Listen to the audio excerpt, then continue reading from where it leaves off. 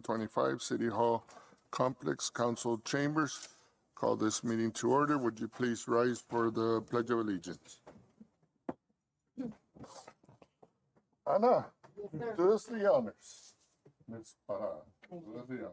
I pledge allegiance to the flag of the United States of America and to the republic for which it stands, one nation, under God, indivisible, with liberty and justice for all. Thank you and welcome. We have our new commissioner, Ms. Parada. Welcome. And we have Mr. Joe Estes from our legal. Welcome, Mr. Joe. Mr. Kramer, our city manager. And hopefully everybody had a good holidays and welcome and Happy New Year. Any call to the public on this one? I do not have any, sir. Thank you, sir. I'm going to open the public hearing meeting. I move to open the public hearing. Do I have a second? Second. All in favor? Aye. Is there any discussion or anything on from the public? The purpose of the public hearing is to Open it up. open it up and bring in any comments that our public might have regarding the 5-year plan that will be passed later. Being that we do not have any comments, you can go ahead and close this session. Thank you. Thank you. You have something, Commissioner Bojorquez? Just to let the rest of the commissioners know that I've asked the question, this 5-year plan has been on review with the public for 30 days as required. So tonight out, we open up with a public hearing and this is the process. Okay, thank you. So you move to close it? I move to close. Second? All in favor? Aye. All opposed? Meeting, public hearing section is closed. Now we move to section 5, Director's Report, Financial Report. Ms. Cervantes? Thank you. Good evening. Happy New Year to all and welcome Commissioner Parada. I will begin with our public housing. Existing leases, 219. Ready to lease, we have 1 unit. We have 2 units in turnaround status and 4 offline for modernization for a total of 226. We did not have any move-ins this month. We had 1 move out and 2 transfers. We're focusing our transfers. Last month, our focus was on accommodating some of our tenants that needed medical accommodations, and we transferred from 2-story units to 1-story. This month's focus was more on sizing. So we had a lot of families that were oversized. So they were in 4-bedroom units because they qualified for 4-bedroom units back in the day, and now throughout the years that their family has grown and moved out, they're still in larger units. So we refer to them as oversized, and we're trying to get them into the right size as they become available. Okay, that was the purpose for those transfers. So out of 222 units, we had 219 leased, maintaining our percentage at 98.65. Congratulations. Thank you. Thank you, sir. Waiting list, 1-bedroom, 139, 2-bedroom, 103, 3-bedroom, 37, 4-bedroom, 6, and 5-bedroom, 1. Commissioner Bojorquez, we discussed this before as in the process, our purging process. So for public housing, the purging process took place effective January 3rd. So on December 3rd, all our tenants on this waiting list were sent out a notice. And on that notice, they're supposed to notify us if they're still interested and if they have any demographic changes or any changes that we should be aware of for their eligibility process. As a result of the purging, whoever does not respond or responds that they're no longer interested, we take them off the list. As of today, that list reads as follows. I just want to make sure I give it to you today before we move on. Give me my notes here, sorry.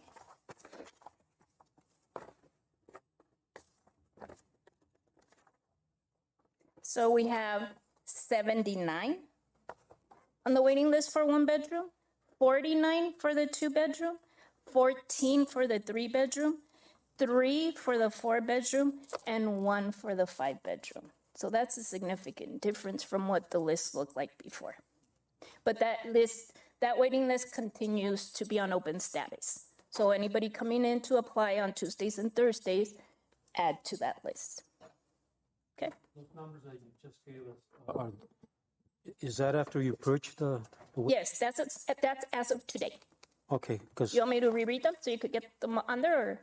no, because I'm looking Okay. at the numbers here and it's 139 for 1 bedroom. Yeah, those are as of December 31st. Yes. So the report in front of you goes through the end of December. I just wanted to keep you up to par as to what was happening today, because it's going to be drastic.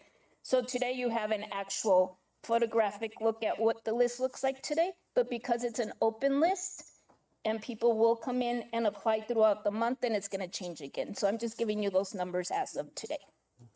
So how many times a year do you purge? Once. Once? Okay, thank you.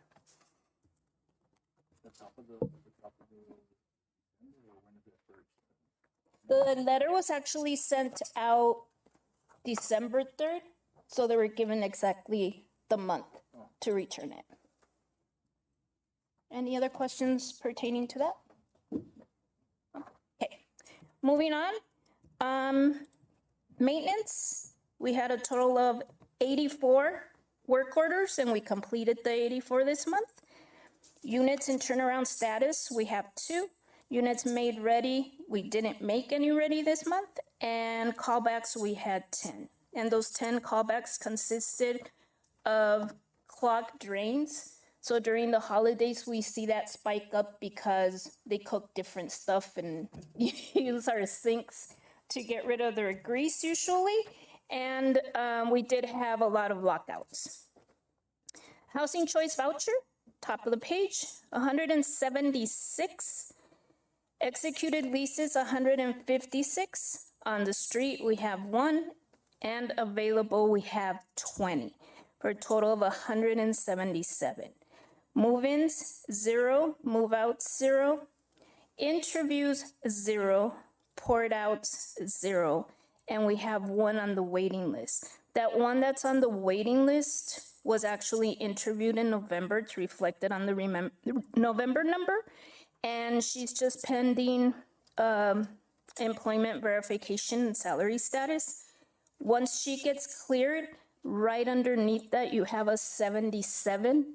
That is our applicants for the Section 8 Housing Choice Voucher waiting list, which we just opened last month.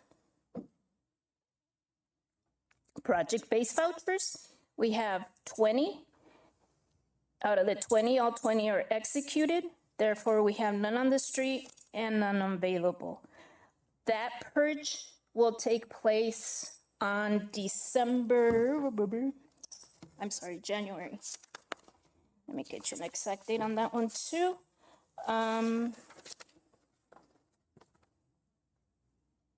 January 10th. So that letter went out December 10th to the 20 applicants on the waiting list for the project-based voucher. And the deadline for that will be January 10th. So February report, I will be able to tell you what that list looks like after the purge. So we didn't have any movement in or out, and we have the 20 on that waiting list still. Stability vouchers. Out of, sorry, there's a typo, that should be 5 stability vouchers. We have 4 under executed under lease, and then we have the one that's poured out. Emergency house vouchers, out of the 15, we have 11 executed under lease, and the one that's poured out. On the back, you'll find the budget, expense report, administrative expenses. Out of the 368,170 allocated, we have expended $138,172, leaving us a balance of $129,998.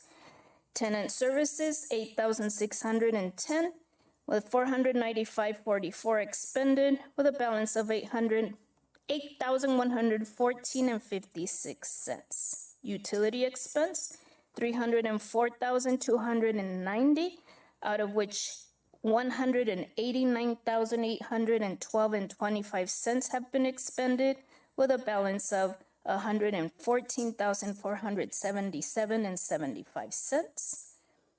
Ordinary maintenance and operations, $830,700, expended $390,498.53, with a balance of $440,201.47.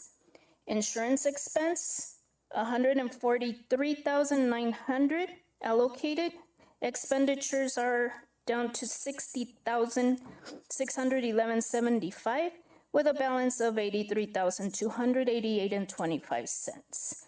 Our balance for the year, as of 12/30/2024, out of the $1,665,670 that was allocated, we have expended $879,589.97, leaving us with a balance of $776,080.03. Any questions on our expenses so far?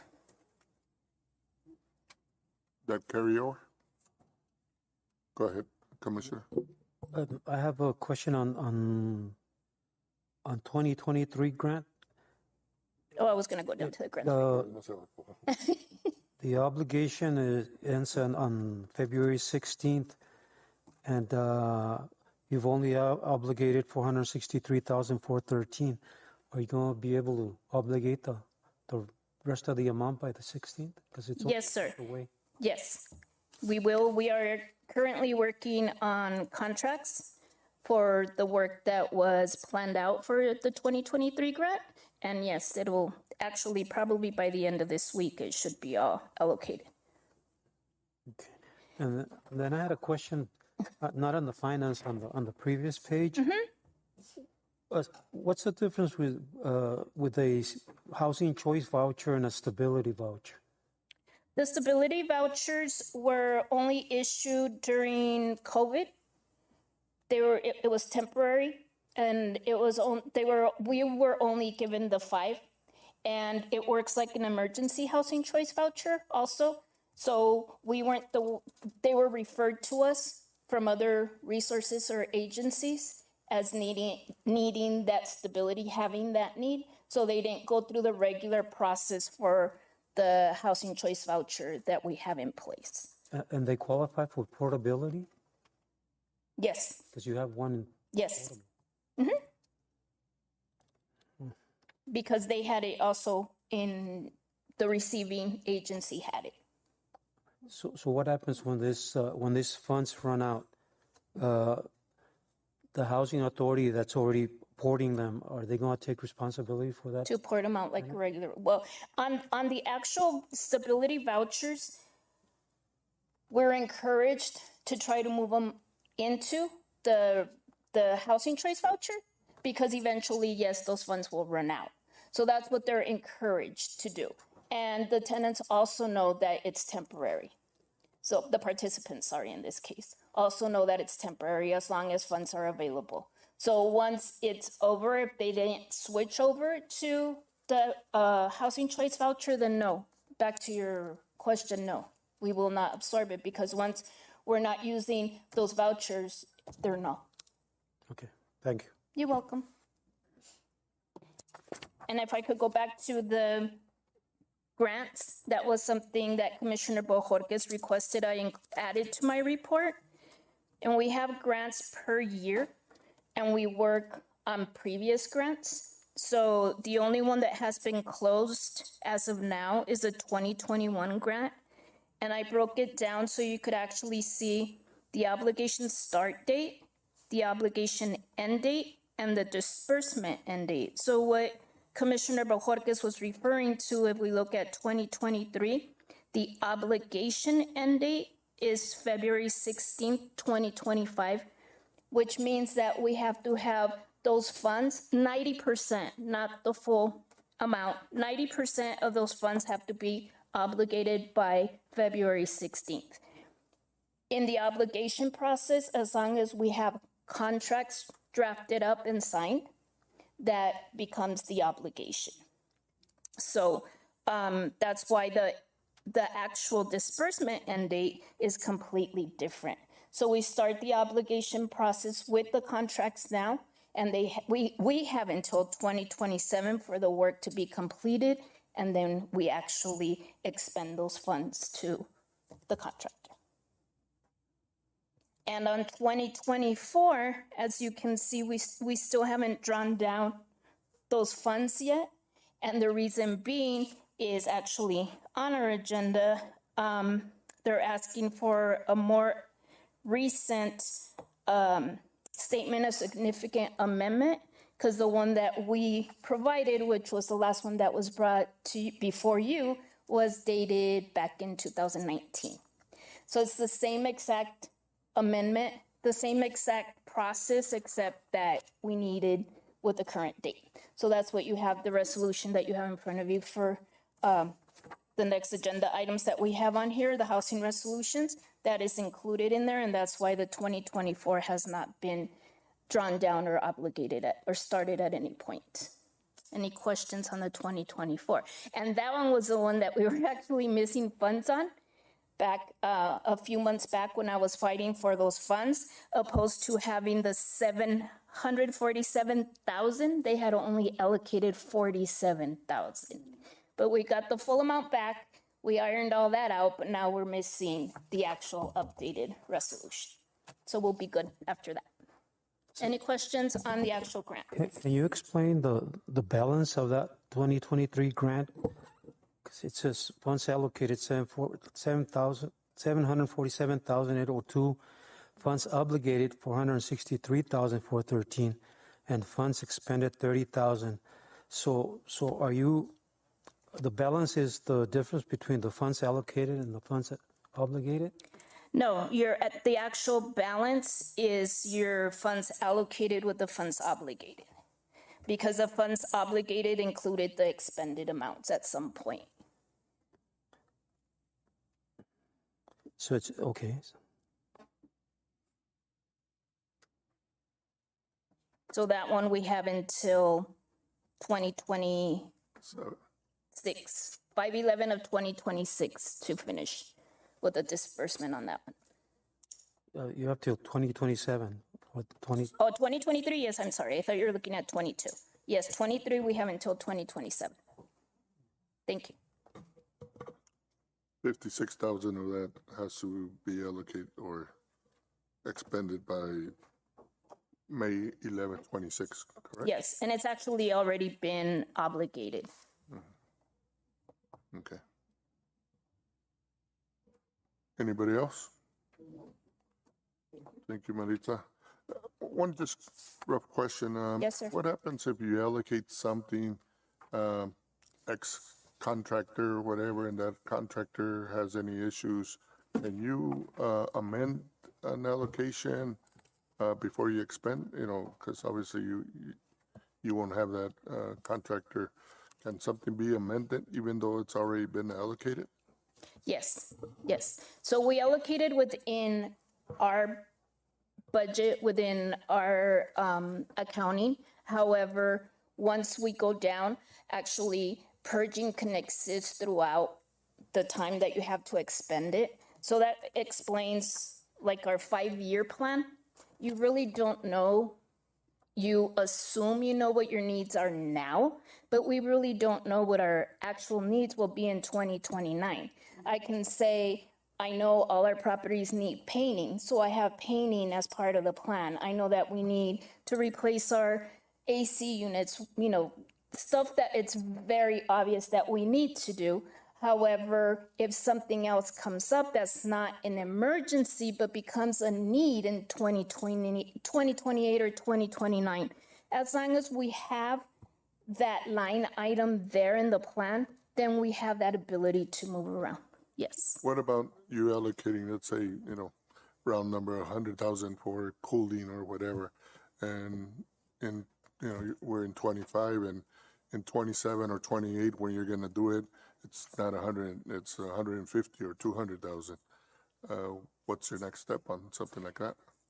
We break it down between years and or we can actually move funding as long as that line is there. So because of the fact that we had 100,000 allocated towards the heating and cooling units, then I can move from somewhere else. What I cannot do is make up some project after the fact.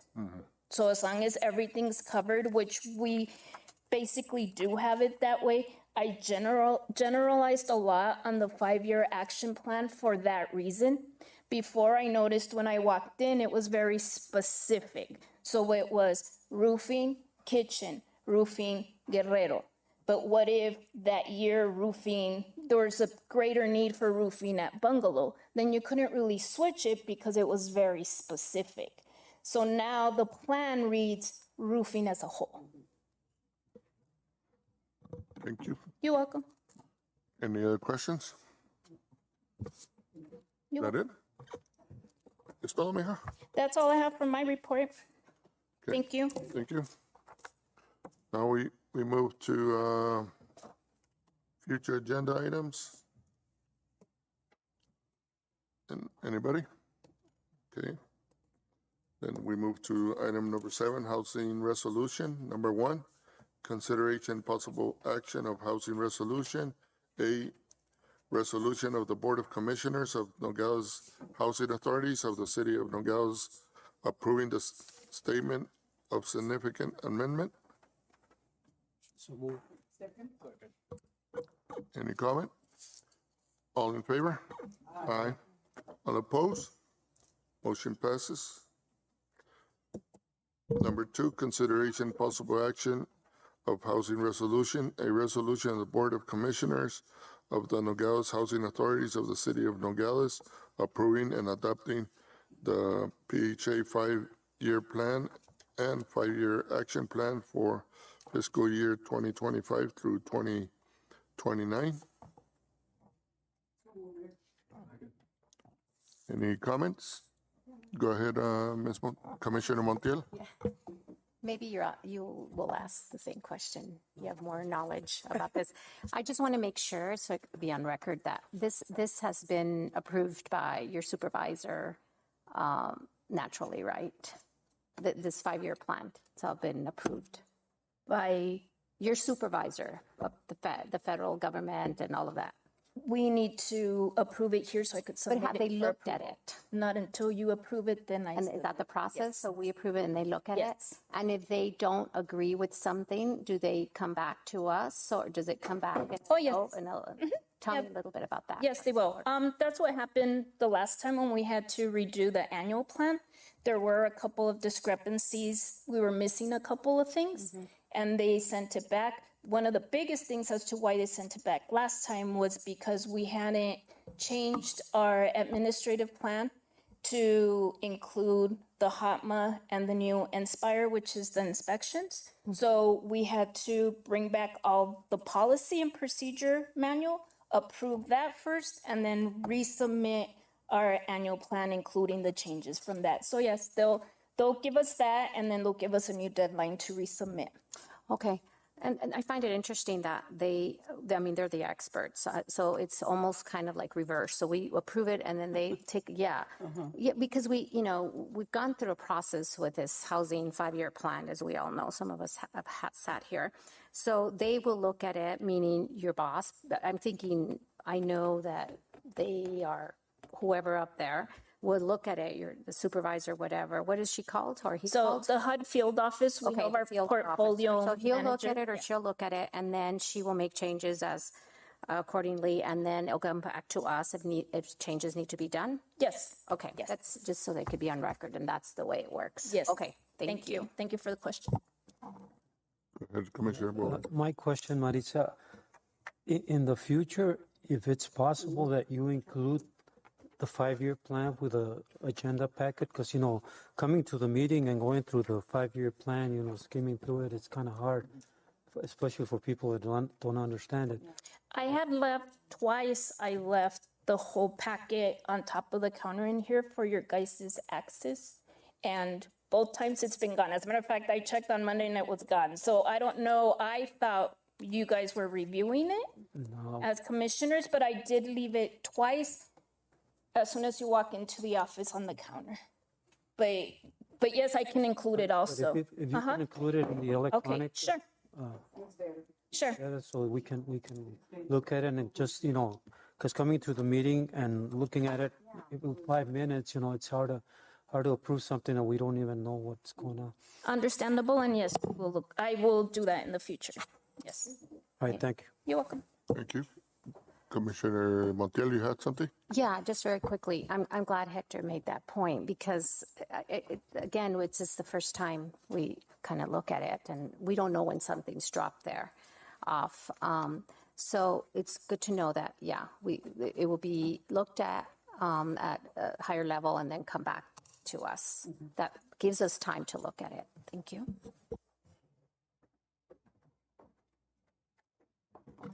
Thank you. So, all in favor? Aye. All opposed? Okay. Was that aye on everybody? Yes. Okay. Motion passes. Anything else? Move to adjourn this meeting? So moved. Second. All in favor? Aye. Aye. All opposed? Meeting adjourned. Thank you. Thank you.